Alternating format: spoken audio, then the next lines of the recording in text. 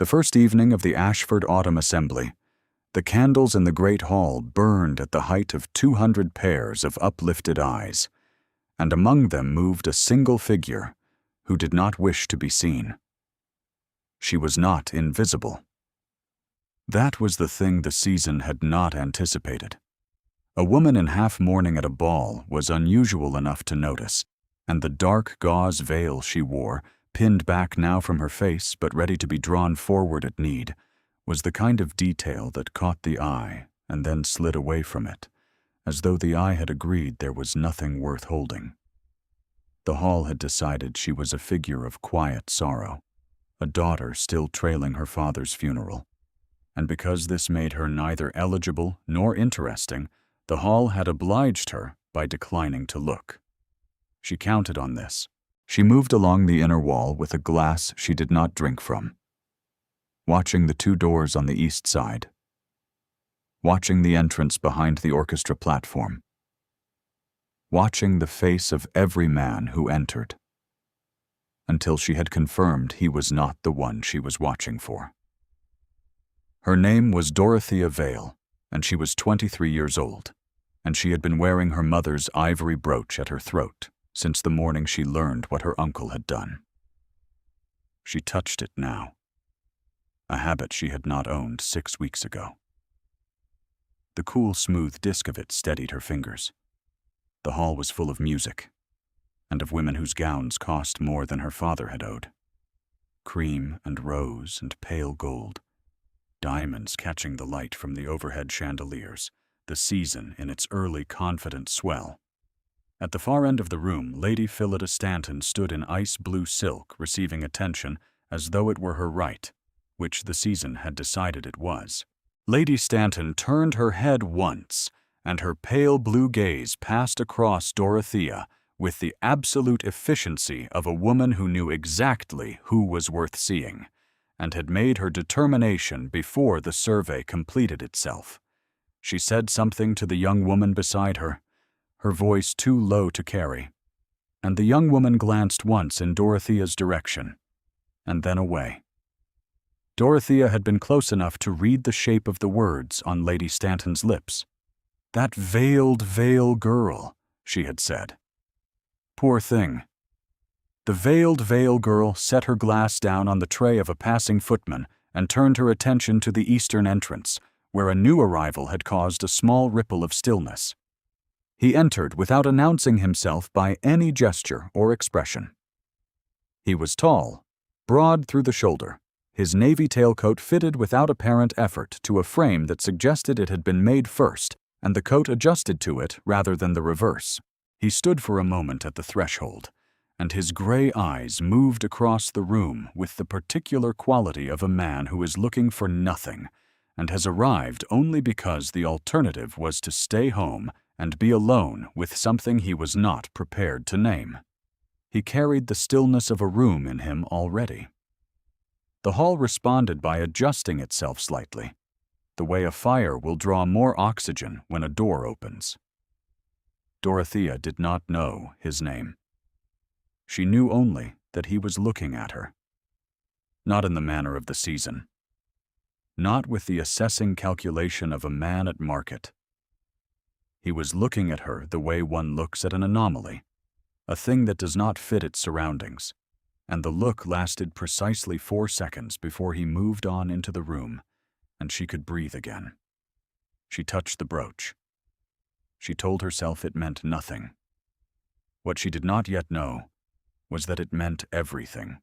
Her father had died on the 14th of July, a Tuesday, in the house in Wiltshire that had been let to its creditors for 3 years, while the family inhabited the smaller property in Berkshire, and the news had not surprised the county because the county had watched Cornelius Vale's finances deteriorate with the attentive interest people bring to other people's disasters. The debts were considerable. The assets, once the solicitors had finished their inventory, were not. There was the small property. There was the furniture of 2 rooms. There was the ivory brooch, which had been her mother's, and had therefore been removed from the official accounting by Dorothea herself at 3 in the morning on the 15th of July. her hand steady in a way she had not expected. There was also an uncle. Reginald Vale was her father's younger brother, and he had survived the family's decline by the simple expedient of having married a woman with her own income before the worst of it arrived.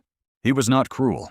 He was the kind of man who was not cruel only because cruelty required a sustained emotional investment he was unwilling to make. He attended her father's funeral in a gray coat. He patted her hand. He told her she would come to no harm. She had not understood, in those first 3 weeks, what he meant by harm. The letter arrived in August, addressed to her, but opened already, the wax seal neat and unashamed on the envelope's reverse. Reginald presented it to her across the breakfast table with his second cup of coffee and explained in a voice calibrated for the announcement of moderate domestic news that her situation had been resolved. The debts against her father's estate had been purchased by one Mr. Aldous Croft of Croft Park in Hertfordshire, a gentleman of new acquisition and established income who had expressed a willingness to forgive the full amount in exchange for a private engagement to Miss Vale, to be formalized at the opening of the autumn season, and announced publicly at Christmas. She had read the letter twice. Then she had looked at her uncle across the steam of his coffee. "You sold me," she said. He did not deny it. He called it an arrangement. He said that Mr. Croft was a man of property, and that she was 23, and without prospects, and that he had done what any reasonable guardian would have done. He said the alternative was a debt proceeding against the estate that would take everything, including the furniture. He said she would thank him. She had gone to her room and put on her mother's brooch, and she had not thanked him. The veil had come later, as a practical matter. She was still within the mourning period, and the gauze, when worn, made her face a thing one observed rather than saw. A general impression of pale skin and stillness, rather than a specific woman with a specific name and a specific problem. It was not a disguise in any dramatic sense. It was simply a margin of time. Every day she wore it without being identified to Croft was a day she could think. She was not without resources. She was without money, but she was not without intelligence. And she had spent the 5 weeks since August reading her father's old correspondence, her uncle's account books when she could access them, and every legal document she could find in the small properties study, looking for the flaw in the arrangement that she was certain, with the patience of a woman who had learned to be very certain before she acted, must exist. She had not found it yet. She had found the autumn season, however, where the law was slower than the crowd, and the crowd had decided not to see her. The Earl of Harbridge occupied a corner of the assembly room's outer terrace, with the air of a man who had come outside to be free of a conversation rather than for the pleasure of the October air. And Dorothea had not known he was there until she rounded the corner of the balustrade and found him 2 feet away, his breath visible in the cold. He did not startle. She did. "I apologize," she said, taking a step back. Her veil was forward now, the gauze between her face and the terrace's torchlight. "I did not realize anyone was here." "Clearly." He said it without inflection, neither rudeness nor welcome. He was looking past her at the garden below, the bare autumn lines of hedged paths and gravel, and then he looked at her, and something shifted in his attention. "Do not go to that table when you return inside," he said. "The one to the left of the orchestra." She had been about to ask him what he meant when she understood, the way one understands an instruction before one has processed it, the particular economy of a man accustomed to being obeyed. She looked through the glass doors into the lit hall. At the table to the left of the orchestra, a heavy-set man in a brown coat was speaking to Reginald Vale. He had not seen her. He would not recognize her behind the veil, but the veil was forward, and Reginald would. She exhaled. "Thank you," she said. The Earl of Harbridge said nothing further. He returned his gaze to the garden below. She stood at the balustrade for a moment longer than was sensible, aware of exactly where he was in the cold dark, the particular quality of stillness he carried, and then she went back inside by the other door. She did not sleep well that night. Not because of Croft, though Croft was reason enough.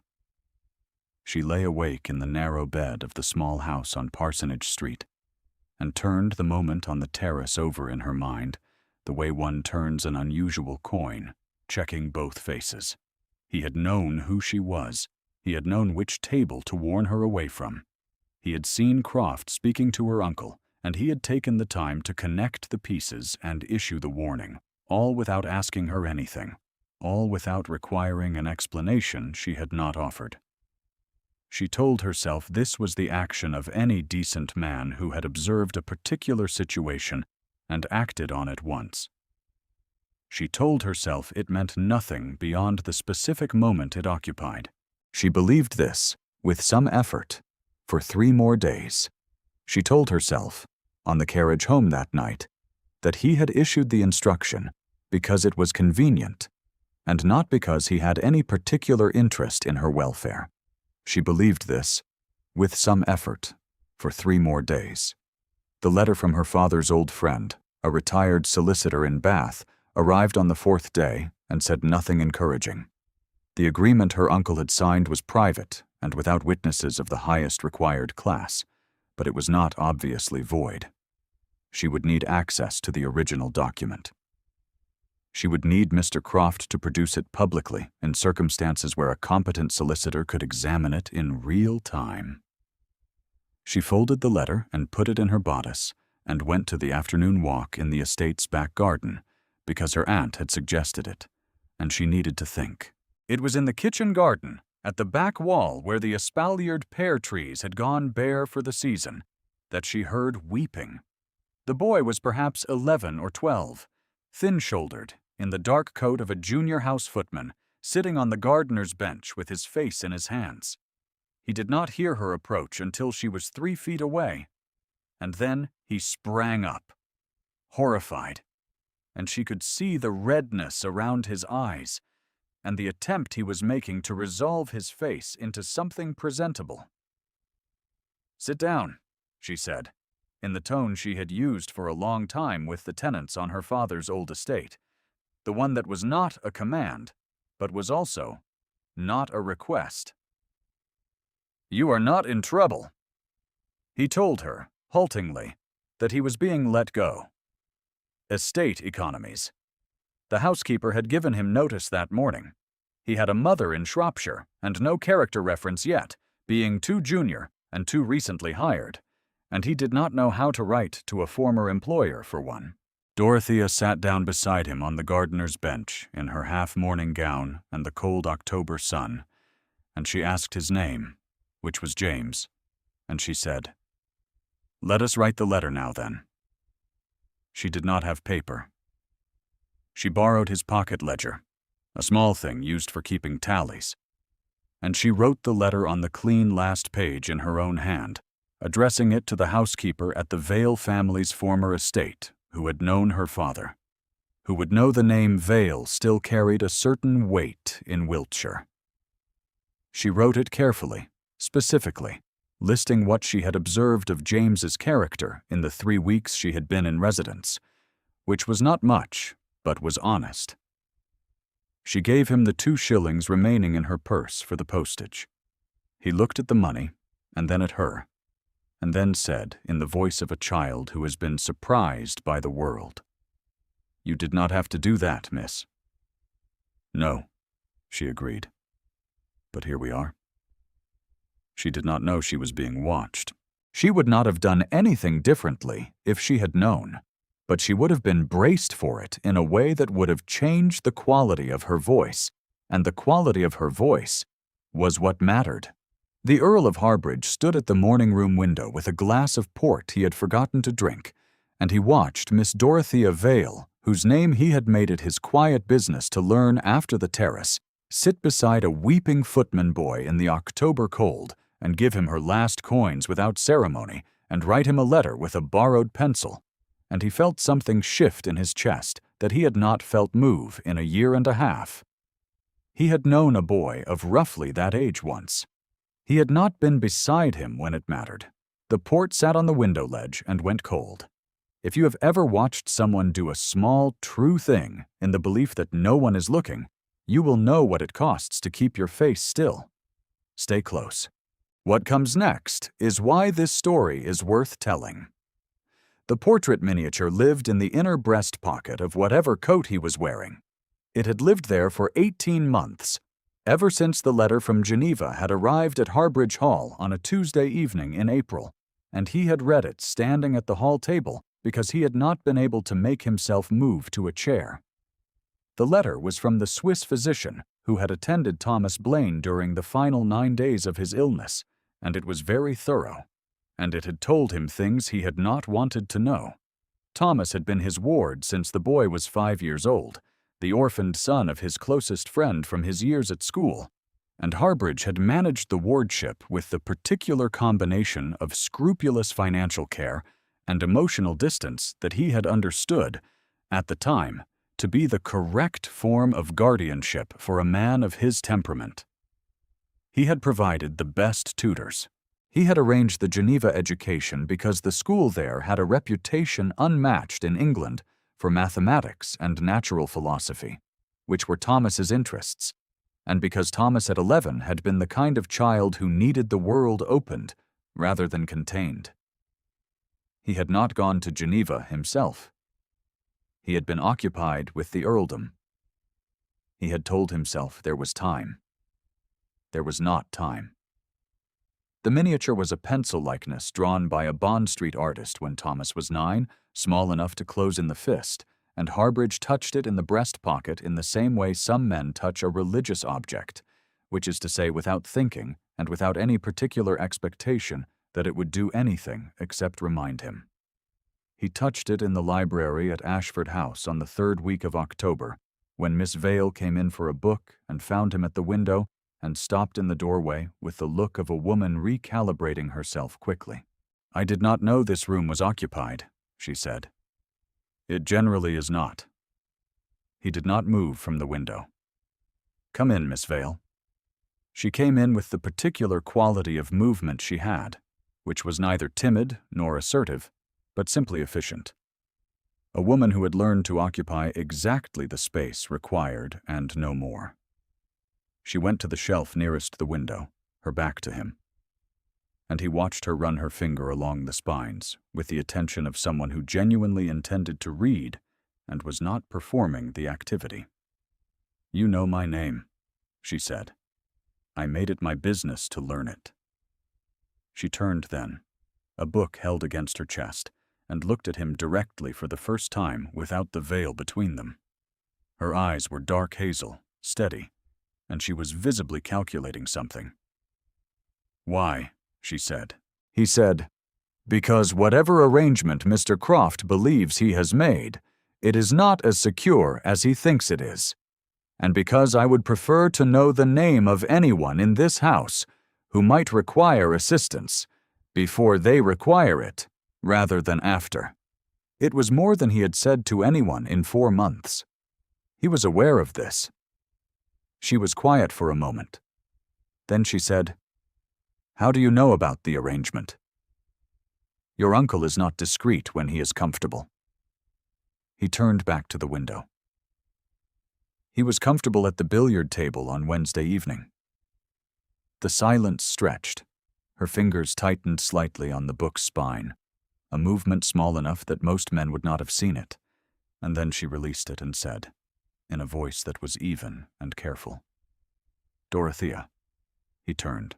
"If you are to know my name," she said, "then you should know the name I prefer to go by, which is Dorothea, and not Miss Vale, since Miss Vale is the name on the document I am attempting to have declared void." He was quiet for a moment. Then he said quietly, "Dorothea." He said it in the same level voice he used for everything. It landed differently than he had expected. She was quiet too, and the quality of her quiet was not the quiet of someone who had nothing to say. It was the quiet of someone holding a great deal very still, and he had learned, in the past 3 weeks, to read her silences the way one reads weather, by the pressure in them rather than the surface. Her hand moved briefly to the brooch at her throat.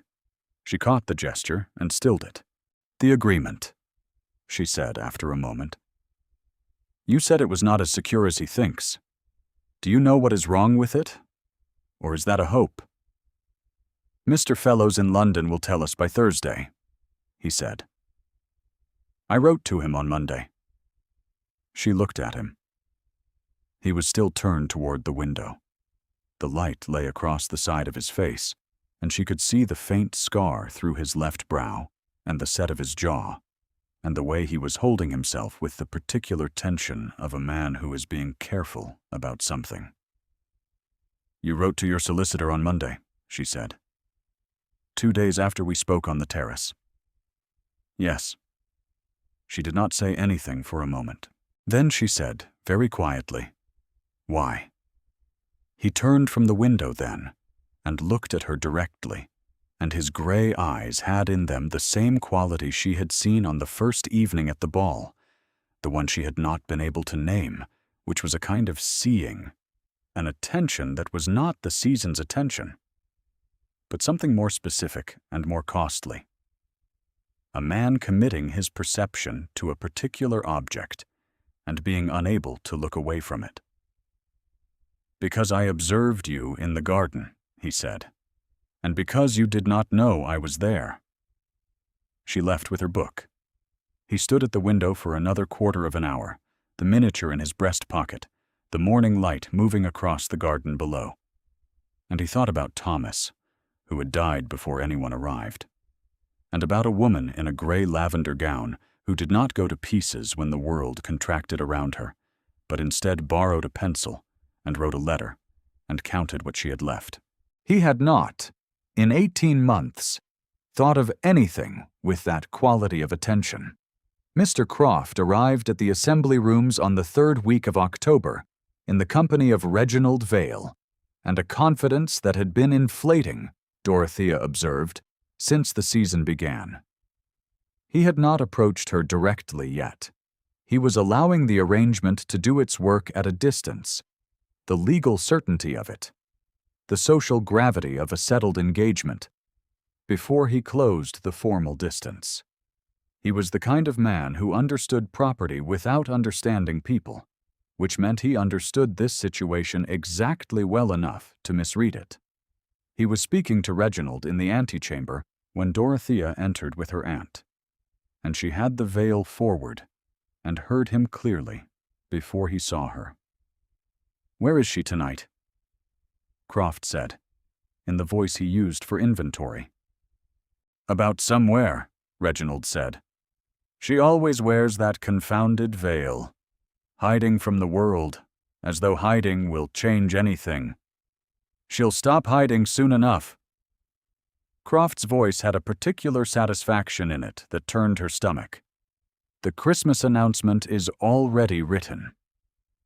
She walked past the door without slowing, and found the ballroom and found Harbridge by the same instinct she had begun to trust more than she wished to, which was the awareness of where he was in any room she entered, a body knowledge she could not have articulated and refused to examine too closely. He was standing at the terrace doors. She was beside him within 2 minutes, not by design, by the simple fact of moving toward the only part of the room where she was not watched. "He is here tonight," she said. "I know." He did not look at her. "Stay where I can see you." She was about to object, on the grounds that she was not in the habit of following instructions from men without explanation, and then she understood that the instruction and the explanation were the same thing. "Stay where I can see you," in the language he used, meant something simple. He was watching what Croft did, and he needed to know where she stood while he did it. "Very well," she said. Lady Stanton passed them at a distance of 4 feet, and her gaze moved between them with the efficiency of a woman calculating the implications of a proximity. And then she said, to the woman beside her, something Dorothea did not catch. The woman beside her glanced back at Dorothea with the expression of someone making a very small adjustment to a very large assumption. Later that evening, a solicitor named Mr. Fellows arrived at Ashford House. He had come from London at the Earl of Harbridge's written request. He sat in the study for 2 hours. Dorothea was not present. She would learn the following morning what had been discussed. What she knew that night was that the Earl of Harbridge had, without announcement or explanation, begun to act. The formal dinner on the 28th of October was the largest Ashford House had hosted in 2 years, and Dorothea had understood when the invitation arrived that it was a trap of some kind, though she had not known whose. The table seated 32. She was placed in the middle, between her aunt and a baronet's wife she did not know, and Croft was at the far end. And for the first half of the dinner she managed to believe the evening would pass without incident. The incident came with the final remove. Croft rose. He had not been invited to rise, which was itself the announcement, and the table's attention gathered in the particular way of people who understand they are about to witness something uncomfortable, and are simultaneously relieved that it is not happening to them, and sorry that it is happening at all. He drew a folded document from his coat.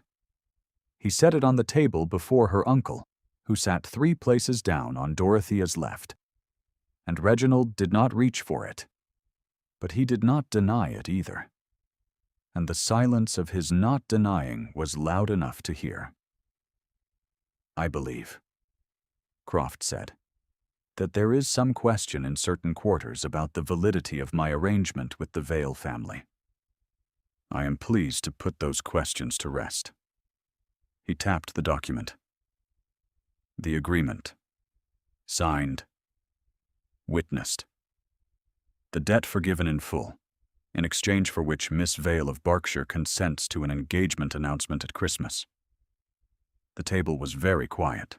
From somewhere to her right, at the table's edge, where women who were guests of guests sat, Dorothea heard a voice she had not been meant to hear. "That poor veiled thing," a matron said softly to her daughter. "One always knew she had nowhere to go. One saw it coming from the first evening." Dorothea reached up and unpinned the veil. She had been wearing it since August, not from grief, not from mourning, not from the custom that governed the visible processing of loss. She had worn it because it bought her time, and the time was over. She set the veil on the table beside her dinner plate, the dark gauze folded once, and she looked at Croft across the table's silver and candlelight, and she said, in a voice that was not loud but was perfectly clear, "The document was signed by my uncle. It was not signed by me. An engagement requires the consent of the party to be engaged. I have not given mine." Reginald looked at the tablecloth. "You are a minor in law," Croft said. "I am 23 years old," she said. "The age of majority is 21.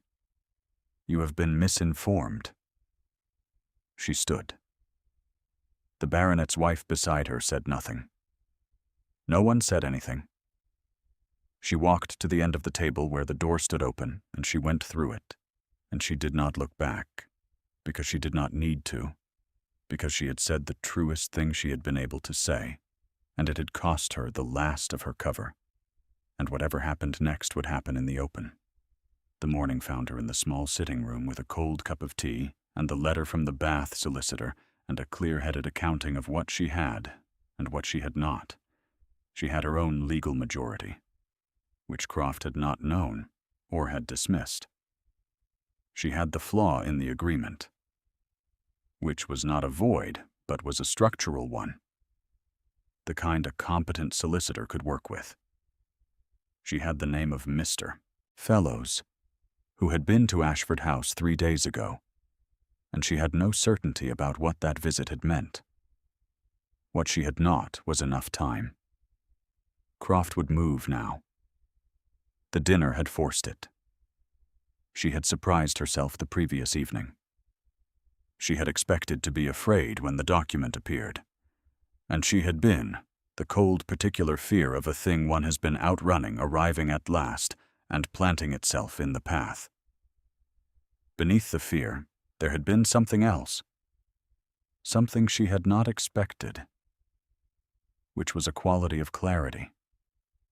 The sensation of a woman who has been running in the dark and has found the ground firm under her feet. She had removed the veil. She sat in the sitting room and thought about this. The veil had been practical. It had been, in the vocabulary she had built since August, a tool. She had never been mourning. She had been thinking. And the thinking was done now. Or at least she had reached the point where further concealment would not produce further advantage. And so she had set it down, in public. At the moment Croft believed he had won. Because that was the only moment the setting down would mean anything. Her aunt came in at 9:30 and looked at her with the expression of a woman who has decided not to ask certain questions because she is not certain she wishes to know the answers. She set a fresh cup of tea beside the cold one and went out again without speaking.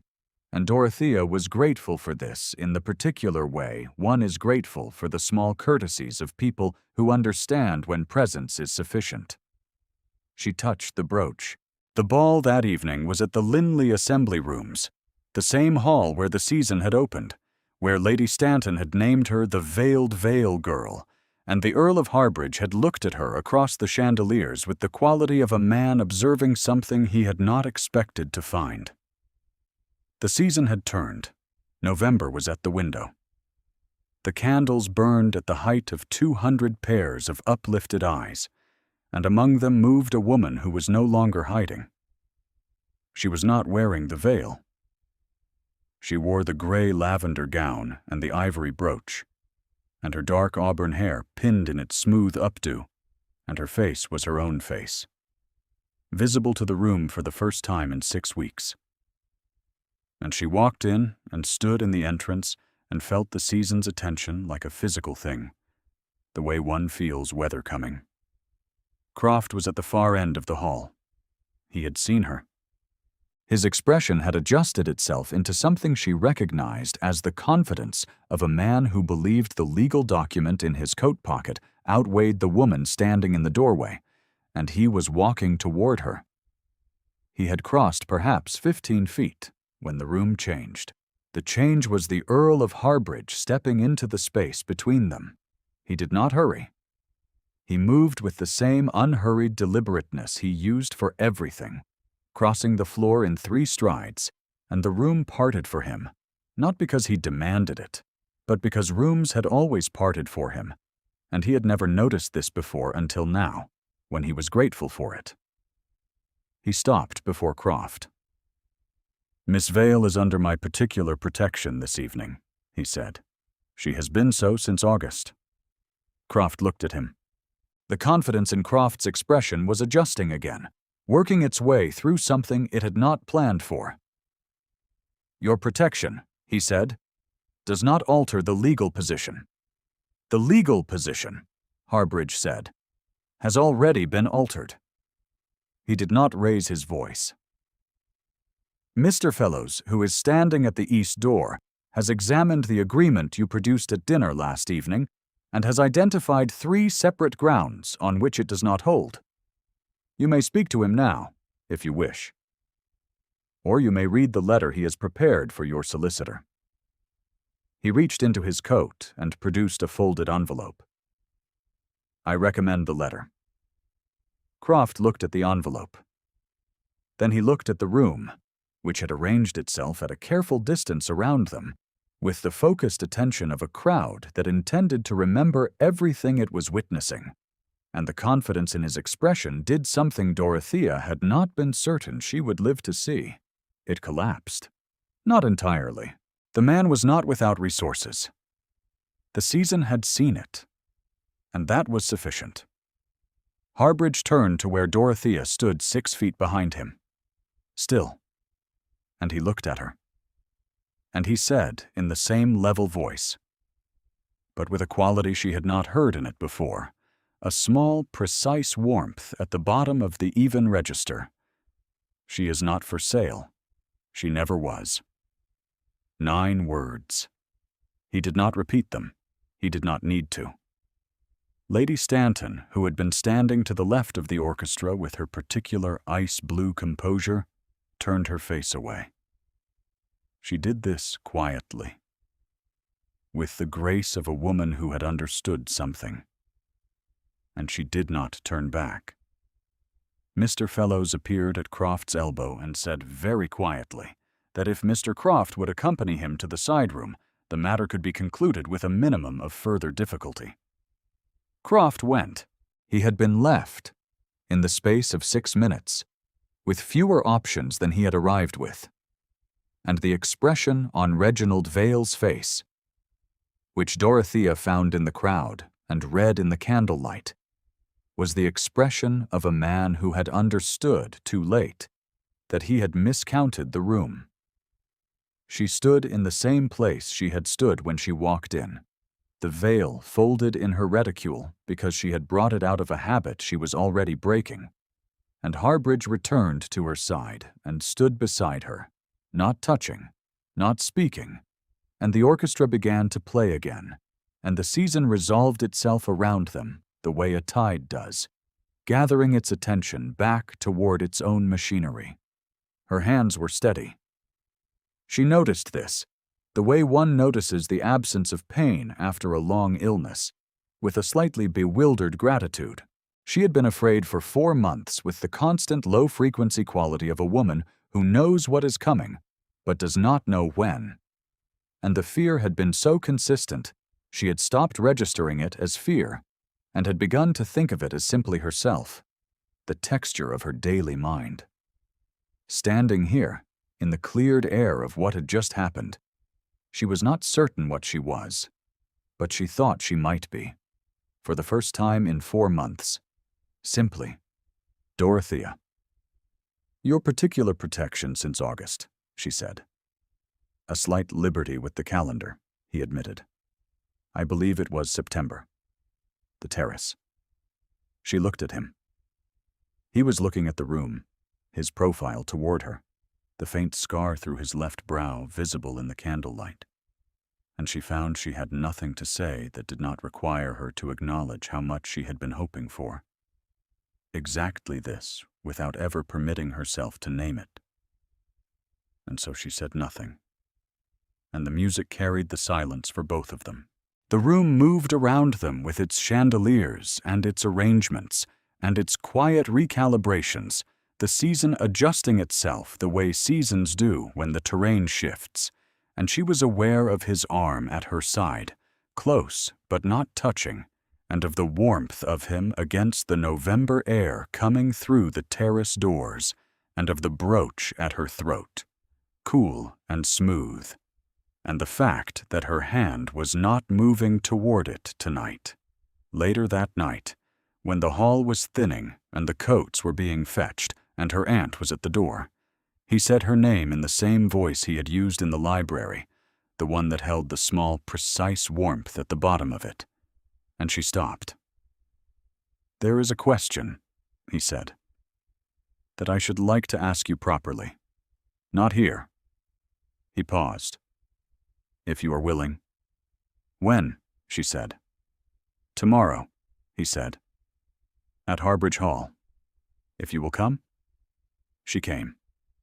By Christmas, the engagement had been announced. Not Croft's fiction of a contract, but the real thing, the kind made between 2 people who had chosen each other with their eyes open in the full knowledge of what each one was bringing and what each one had survived.